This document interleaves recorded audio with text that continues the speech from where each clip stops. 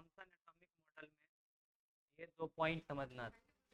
क्या कहा जा रहा है, इन एटम, एटम के भीतर positive charge are uniformly distributed, positive charge जो है एक समान वितरित होंगे। यानी क्यों, ये जो एटम था इसको आपने स्फेरिकल मान रखा है, यानी गोला मान रखा है। इस गोले में ऐसा नहीं होगा कि नीचे में पॉजिटिव चार्ज ज्यादा होगा, ऊपर में पॉजिटिव चार्ज ज्यादा होगा, या इस साइड लेफ्ट या राइट या बीच में, ऐसा कुछ बात नहीं बताया गया। बताया गया कि पूरे एटम में पॉजिटिव चार्ज एक जैसे बटे हुए होंगे, कहीं ज्यादा कहीं कम आपको नहीं मिलेगा, सब तरफ एक जैसा मिलेगा। एटम के भीतर पॉजिटिव चार्ज, अब हम लोग जानते हैं कि एटम के भीतर पॉजिटिव चार्ज हम लोग प्रोटॉन को कहते हैं, है ना। आवाज नहीं, ए बउआ लास्ट में आवाज में बात नहीं करो।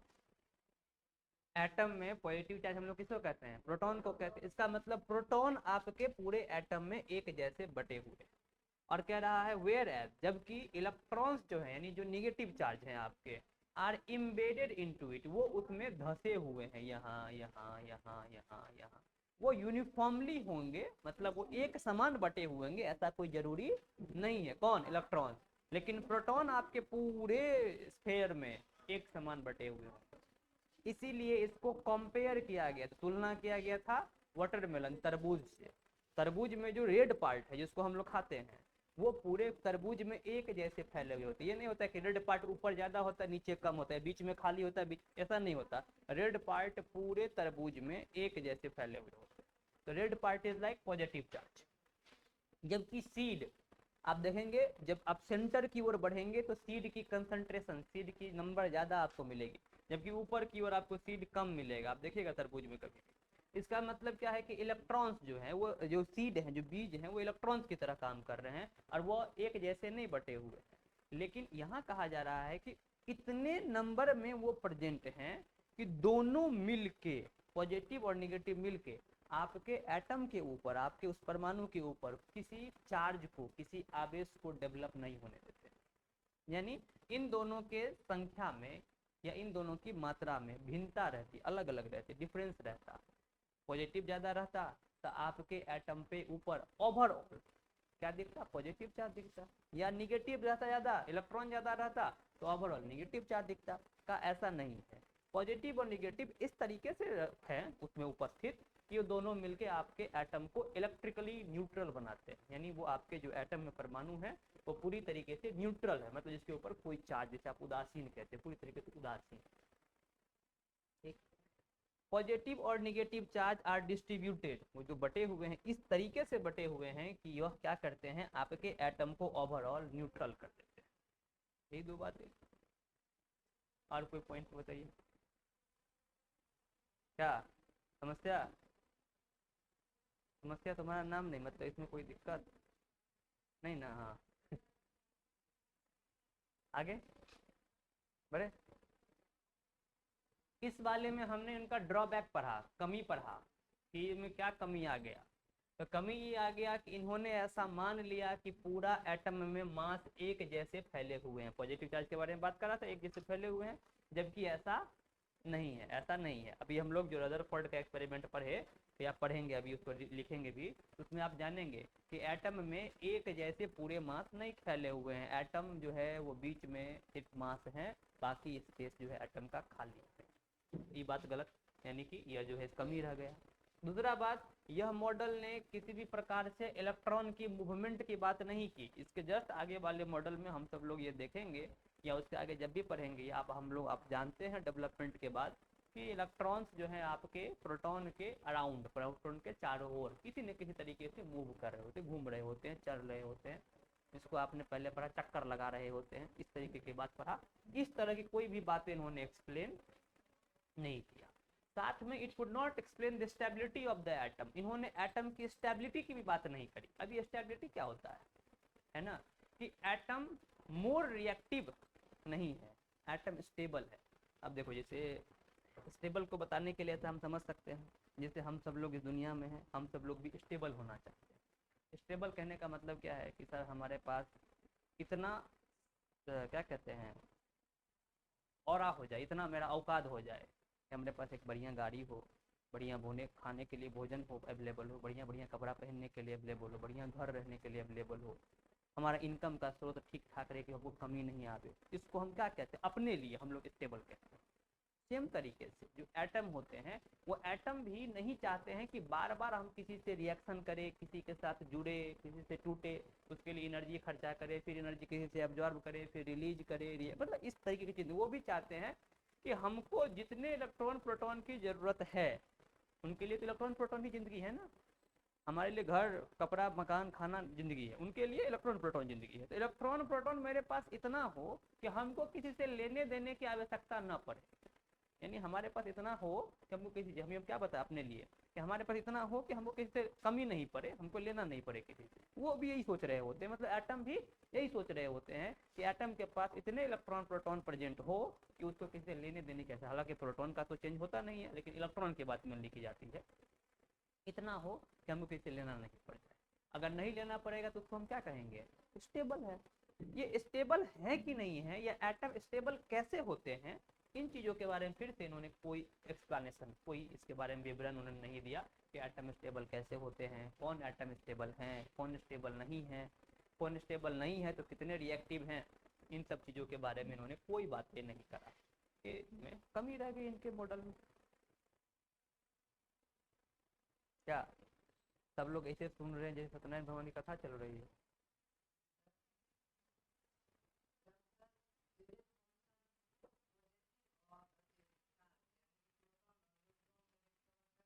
प्रोटॉन न्यूट्रॉन का नहीं, इलेक्ट्रॉन।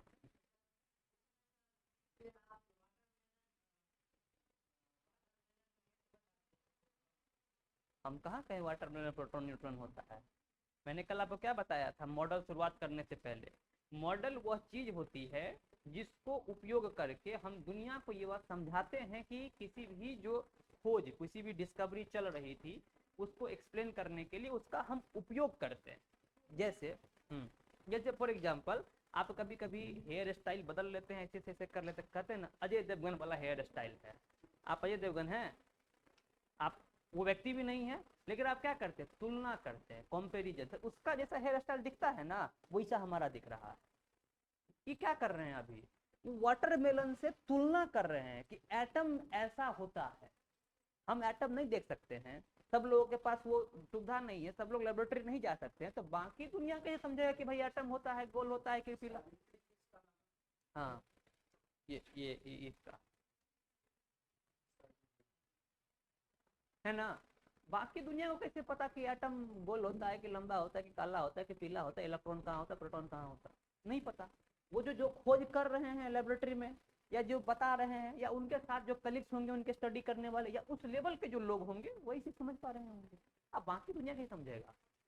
तो कोई ऐसा चीज उसके कंपैरिजन में, उसके तुलना में लो जो बाकी दुनिया जिसको देखता, बाकी दुनिया जिसके बारे में जानता, उससे अगर हम तुलना करेंगे तो हम ये बात कह सकते हैं कि अच्छा वो ऐसा ही होता है, ऐसा ही दिखता है, इसी तरीके का चीज उसमें होता है। वो एक्चुअल नहीं है, वो एक मॉडल, एक रिप्रेजेंटेशन है, वो एक दिखाने के लिए तैयार किया गया या दिखाने के लिए लिया गया, चुना गया वस्तु होता है। तो वो वाटरमेलन से अपने मॉडल को तुलना कर रहे हैं कि जैसा आप वाटरमेलन में देखते हैं, इसी प्रकार का चीज आप एटम के लिए सोचिए। जैसे आपका वाटरमेलन स्फेयर है, वैसे सोचिए कि एटम स्फेयर है। जैसे वाटरमेलन में पूरा लाल वाला पार्ट पूरे आपके वाटरमेलन में पूरे तरबूज में भरा हुआ है एकदम एक जैसा, वैसा ये सोचिए कि एटम के भीतर पूरा पॉजिटिव चार्ज प्रोटॉन भरा हुआ है।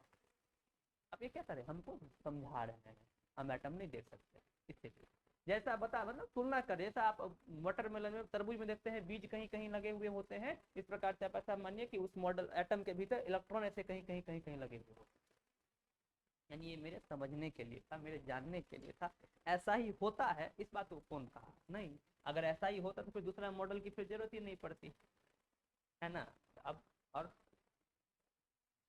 कोई दिक्कत इसमें? अब नेक्स्ट में आपको जो मॉडल पढ़ना था वो पढ़ना था रदरफोर्ड का मॉडल, लेकिन रदरफोर्ड अपने मॉडल को बताने से पहले एक एक्सपेरिमेंट को कंडक्ट किए, और वो एक्सपेरिमेंट का नाम था अल्फा पार्टिकल स्कैटरिंग एक्सपेरिमेंट, या इसी को हम लोग गोल्ड फॉइल एक्सपेरिमेंट कहे।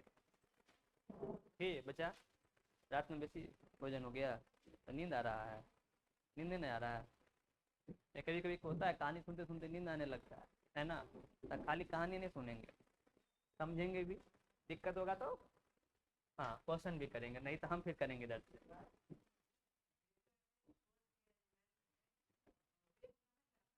वो क्या होता है, radio active elements are highly reactive, बहुत ज़्यादा रिएक्टिव होते हैं, उनमें से पार्टिकल हमेशा डिस्चार्ज होते रहते हैं, वो उनकी प्रॉपर्टीज है, उनकी गुण है। ठीक है, अब जो पार्टिकल निकल रहे हैं, अब अभी इसी के आगे जाएंगे तो पढ़ेंगे मैक्सवेल का थ्योरी। और मैक्सवेल कहता है कोई भी चार्ज पार्टिकल अगर एक्सेलरेटेड मोशन में होता है तो उनके पास वेव क्रिएट होते हैं, वो भी एक नहीं दो दो, इलेक्ट्रिसिटी वेव भी और मैग्नेटिक वेव भी, इलेक्ट्रोमैग्नेटिक वेव क्रिएट होते हैं, ऐसा कहते हैं। उनके पास भी से चार्ज पार्टिकल हमेशा निकलते हैं, जो भी निकलते हैं रेडियो एक्टिव एलिमेंट वो चार्ज होते हैं। तो चार्ज पार्टिकल जैसे ही करेगा कैसा एक्सेलरेटेड मोशन, तो वहाँ पर वेव, उसी वेव्स को हम लोग अलग अलग नाम से पुकारे हुए हैं, किसी को एक्सरे कहे हैं, किसी को गामा रे कहे हैं, किसी को डेल्टा रे, किसी को क्या कहते हैं आप, अलग अलग रे का नाम दिए, जो भी नाम दिए, रेडियो वेव दिए हैं, माइक्रोवेव दिए हैं, अलग अलग नाम दिए। यहाँ पर जिसका उपयोग कर रहे हैं वो है अल्फा, है ना। मैंने आपको कल बताया था अल्फा पार्टिकल्स क्या होता है। Alpha particles is nucleus of helium atom, helium atom का वो न्यूक्लियस है। अब न्यूक्लियस कहने का मतलब हीलियम एटम के भीतर जो जो था, हीलियम एटम के न्यूक्लियस के भीतर जो जो था, वो कैरेक्टर आपको अल्फा पार्टिकल के भीतर भी मिलेगा। हीलियम एटम के न्यूक्लियस में क्या क्या कैरेक्टर था, तो हीलियम एटम का न्यूक्लियस में के सर 2 यूनिट पॉजिटिव चार्ज था, है ना। इसके पास भी 2 यूनिट पॉजिटिव चार्ज रहेगा। हीलियम के न्यूक्लियस के पास मास था सर, यानी द्रव्यमान था कितना, 4 यूनिट, तो इसका भी द्रव्यमान 4 यूनिट होगा। ऐसा कोई भी पार्टिकल होगा उसको हम अल्फा, ऐसा कोई भी कण होगा उसे हम अल्फा कण, अल्फा पार्टिकल के नाम से पुकारा करेंगे। ये इसका जहां से अल्फा पार्टिकल निकलने वाले होते हैं ऐसा एक स्रोत लगा दिया गया है, और उसके बाद उस स्रोत से अल्फा पार्टिकल को कंटिन्यूअसली, इसको कहते हैं बमबार्डिंग। बमबार्डिंग का मतलब होता है बम फेंकना, है ना। तो यहाँ बम नहीं फेंक रहे, अल्फा पार्टिकल्स का बमबार्डिंग किया जा, अल्फा पार्टिकल को फेंका जा रहा है। किसके ऊपर फेंका जा रहा है, एक यहाँ पर बहुत पतली सी परत लगाई गई है, बहुत पतली, कितनी पतली तो देख लीजिए 100 नैनोमीटर के अप्रॉक्स। किसका बना हुआ है, गोल्ड का। तो गोल्ड का एक परत बनाई गई है और गोल्ड के परत को बीच में लगाया गया, और उसी गोल्ड के परत के ऊपर जो सोर्स है उस सोर्स से अल्फा पार्टिकल बार बार जा जाके टकरा रहा है। टकराने के बाद उसका क्या हो रहा है, इस प्रभाव को जानने के लिए हम सब लोगों ने एक इसके चारों साइड क्या लगा दिया है, जिंक सल्फाइड का स्क्रीन लगा दिया है, जिसको आपने पिछले कौन वाला में, कैथोड ट्यूब एक्सपेरिमेंट वाला में आपने कैथोड ट्यूब एक्सपेरिमेंट वाला में आपने देखा था कि किसी भी पार्टिकल जो हमको दिखने, जैसे अल्फा पार्टिकल का जो यहाँ से पार्टिकल निकल रहा है, इसका वेव तो हमको थोड़ी दिखेगा, वेव तो नजर नहीं आता है, इसका तो प्रभाव खाली दिखेगा, इसका जो इफेक्ट होगा वो दिखेगा। इफेक्ट देखने के लिए हमने यहाँ पर एक स्क्रीन लगा दिया जिंक सल्फाइड का, वो पार्टिकल जैसे ही वहाँ स्ट्राइक करेगा तो चमकेगा, ऐसा देखा गया। क्या, जैसे अल्फा पार्टिकल यहाँ से पास करना शुरू किया, यहाँ से थ्रो करना शुरू किया, maximum of the alpha particle pass करना शुरू कर दिए, और पास करके कहाँ चले गए, इस साइड सीधे पार कर गए गोल्ड फॉइल को, गोल्ड फॉइल को सीधे सीधे पार कर गए। अब आप ऐसा जान सकते हैं, देखो समझने के लिए फिर ये सब बातें हैं, ठीक है। हम हमेशा लेमैन वाला बात तब करते जो समझाना होता है, अदरवाइज हमारा लेमैन वाला बात नहीं रहता, हमारा रहता है स्टैंडर्ड बात की भैया इसे होता है एटम, ओरिजिनल बात, लेकिन कभी कभी समझ में नहीं आता है। ये जो अल्फा, ये जो है ना गोल्ड का फॉइल, ये बना गोल्ड के एटम का, तो ऐसा तो इसमें गोल्ड का एटम भरा होगा, हमारे समझने के लिए सब बातें बता रहे हैं, ये नहीं करना, ऐसा ही होता है ऐसा। अब देखिए ऐसा गोल्ड से भरा हुआ पूरा का पूरा आपका फॉइल होगा, गोल्ड के एटम, एटम गोल्ड के एटम एक करके लगे हुए होंगे। अकॉर्डिंग टू थॉमसन, अभी जो पीछे पढ़ा, थॉमसन ने क्या कहा कि आपके एटम के स्फेयर के शेप के हैं, तो स्फेयर का शेप के सब है, और उसके पूरा का पूरा मास भरा हुआ है। तो भैया पूरा का पूरा मास अगर भरा हुआ है तो इधर से कोई पास करना चाहेगा तो पास कर पाएगा क्या, नहीं कर पाएगा। जबकि यहाँ क्या दिख रहा है, अल्फा पार्टिकल पीछे पीछे उसको पार कर जा रहा है, और भी अधिक से अधिक अल्फा पार्टिकल। यहीं पर ये बात साबित हो रहा है कि जो कह रहा था कि इस एटम के भीतर पूरा मास भरा हुआ, ऐसा बात नहीं है, एटम तो खाली होगा, अगर खाली नहीं होगा कोई स्पेस तो इसमें पार कैसे करेगा। उसमें भी अल्फा पार्टिकल पॉजिटिवली चार्ज, जो मास भरा हुआ है वो मास भी पॉजिटिव चार्ज का भरा हुआ है, तो भैया वो तो अपने से पास भी नहीं करने देगा, वो तो डिफ्लेक्ट करवा देगा, उसको रिपेल करके भगा देगा। सेम चार्ज रिपेल करता है, सेम चार्ज दूसरे को दूर भगाते हैं, तो पॉजिटिव इधर से आ भी रहा था, इसमें पूरा पॉजिटिव भरा हुआ है, ये और दूर भगाता ना, ऐसा कहाँ हुआ, तो सीधे सीधे से पास कर गया, बहुत सारा अल्फा पार्टिकल इधर से इधर पास कर गया। ये बात क्या इंडिकेट करता है कि जो एटम के बारे में थॉमसन ने हमें बातें बताई कि जो एटम है आपका पूरा का पूरा पॉजिटिव चार्ज से भरा हुआ है, ये बात तो 100% सही नहीं है। कौन? गोल्ड? तो वो तो हाईली रिएक्टिव होते, इसमें क्या कहना है? कुछ भी होगा भैया, हाईली रिएक्टिव होगा कि कम रिएक्टिव होगा कि ज्यादा रिएक्टिव होगा, लेकिन कोई सेम चार्ज के पार्टिकल आएंगे तो अपने से पास करने देंगे? कितना भी हाईली रिएक्टिव हो उससे क्या मतलब? कितना भी हाईली रिएक्टिव होगा, आप दो पॉजिटिव चार्ज को पास में लाएंगे तो पास में आ जाएंगे क्या? नहीं आएंगे। थोड़ा ना थोड़ा अपने रास्ते में, यहाँ तक अभी रुका हुआ है गोल्ड फॉइल, यहाँ रुका हुआ, यहाँ पार्टिकल है, चलो इसको पार नहीं करता क्योंकि सेम चार्ज का था, तो यहाँ से बदल जाता रास्ता। ऐसा भी तो नहीं हो रहा है, तो सीधे सीधे सच भाग जा रहा है। ये भागने का मतलब, अगर ये सॉलिड पूरा भरा हुआ है, सॉलिड मास से आपका एटम पूरा पूरा भरा हुआ है, तो इसमें कैसे पार करा? ये बात तो यही साबित हो जाता है कि नहीं भाई, ऐसा जो कह रहा था वो सही बात नहीं। ठीक।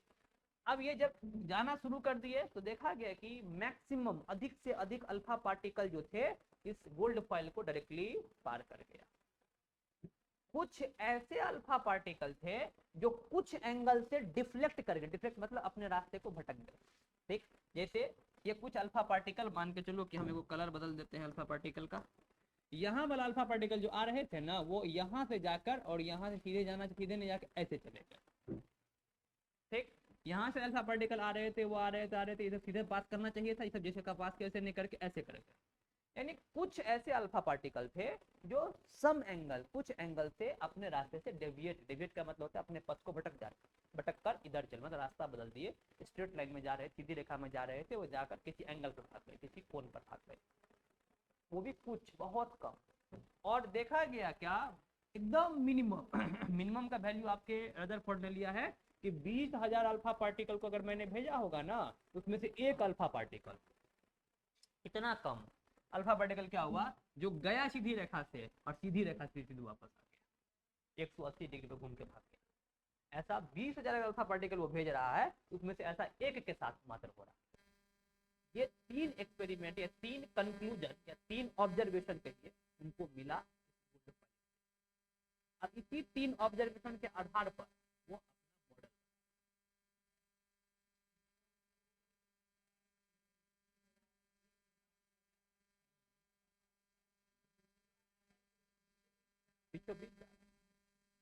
बात आप सही कंक्लूड कर रहे हैं, यही बातों में कंक्लूड कर रहे हैं, यही बात हुई। अब मान के चलिए ज्यादातर अल्फा पार्टिकल पास कर गया, इसका मतलब ज्यादातर स्पेस एटम में खाली है। कुछ अल्फा पार्टिकल जो सम एंगल से डेविएट के, मतलब उसके सामने सामने पॉजिटिव चार्ज आ रहा, तभी तो अपने रास्ते को भटके थे वो। और पॉजिटिव चार्ज का मतलब जो एटम था, एटम में आगे अगल बगल से जो गए वो पास कर गए, जो कुछ जो न्यूक्लियस होगा, न्यूक्लियस के बगल में आकर टकरा रहे होंगे, वो अपना एंगल बदल दे रहे होंगे, और जब न्यूक्लियस के बीचों बीच टकरा रहे होंगे 180 डिग्री से बाहर। इसका मतलब जो डिफ्लेक्ट करने वाला था, यानी सेम चार्ज का जो पार्टिकल था, वो सेंटर में है, बीच में है, और वह भी बीच में बहुत कम एरिया में, बहुत कम एरिया में। अभी आगे हम लोग इसी बात में पढ़ेंगे। जो अगर आप कंपैरिजन करेंगे, तुलना करेंगे, तो एटम और न्यूक्लियस के साइज में लगभग 1 लाख गुना का फर्क होता है, 1 लाख गुना का फर्क। आपके बुक बता रहे 10⁵ 1 लाख गुना छोटा होता है न्यूक्लियस जनरली एक एटम। आप सोचिए कितना छोटा है वो, बीच में बैठा हुआ। एक एग्जांपल और देकर आपको समझाया है कि अगर आपके एटम में गेंद, जो सिंपल क्रिकेट बॉल होती है, क्रिकेट बॉल के आकार के अगर केंद्र न्यूक्लियस है, तो आपका एटम का जो रेडियस है, त्रिज्या जो है, वो लगभग 1 किलोमीटर से ज्यादा होगा। ये इतना बड़ा एटम होगा, केंद्र कितना बड़ा होगा, सिर्फ गेंद के आकार, बॉल के आकार, केंद्र तुलना में कितना छोटा। इसीलिए तो मैक्सिमम स्पेस खाली था। बाकी अल्फा पार्टिकल सीधे हाई स्पीड से भी चलता है, कुछ जो केंद्र के एकदम नजदीक में चिपक रहे होंगे वो कुछ एंगल से बदल गए। वैसा केंद्र के पास चिपकने वाले बहुत, केंद्र बहुत छोटे एरिया में है, बहुत छोटे से वॉल्यूम में बच रखा है, तो बहुत छोटे से में जाएगा तो टच करेगा उसको। और कुछ होंगे जो एकदम सामने सामने जाकर टकरा गए, आप बैल मुझे मार वाला, ये तीन कहानी हुआ। अब इस एक्सपेरिमेंट में कहिए कोई दिक्कत? अब इस एक्सपेरिमेंट अगर दिक्कत है तो इसका ऑब्जर्वेशन, हम ये कोई दिक्कत तो कर दीजिए, नहीं तो फिर इसमें आगे बढ़ेंगे, ऑब्जर्वेशन लिखेंगे, उसके बाद मॉडल बताया। ठीक। यहीं पर न्यूक्लियस की खोज हुई है, यहीं पर केंद्रक की खोज हुई है। ठीक है, केंद्रक में पॉजिटिव चार्ज होते हैं, ये बात भी यहीं पता चला कि वो अल्फा पार्टिकल को डिफ्लेक्ट कर दे रहे हैं, अल्फा पार्टिकल को भगा दे रहे हैं। इसका मतलब केंद्रक के भीतर पॉजिटिव चार्ज लिखा हुआ, ये भी बात ठीक है। स्टेबल मेटल और कोई बात मेटल नहीं है। अरे भैया हमको फाइल, हमको पतला परत बनाना था, वो मेटल का मेटल का नहीं बना। मतलब सिर्फ में वही मेटल की बात हम कर रहे हैं, किसी ऐसे को लेना था, मान के चलिए हम एक एटम में लेके बस चेक कर नहीं सकते थे, हमको कई सारा एटम चाहिए था, मतलब उसका अरेंजमेंट हमको एक लाइन से चाहिए था, तो वो किसी परत पर मिलेगी, और परत हम जनरली बना। हाँ, लेकिन copper in comparison to gold ज्यादा रिएक्टिव है, तो क्या पता वो जो पार्टिकल और रिएक्शन हो जाता है, वो कॉपर किसी और से रिएक्शन करके ऊपर में कॉपर ऑक्साइड का लेयर बना लेंगे। गोल्ड ऐसा जनरली बहुत कम करता है, बहुत लेस रिएक्टिव, रिएक्टिव बहुत लेस है, इसलिए सिल्वर भी लेस, लेकिन कंपैरेटिवली देखेंगे तो गोल्ड तो कम से कम ज्यादा है। उन्होंने ऐसे को चुना जो एकदम very very very very less reactive.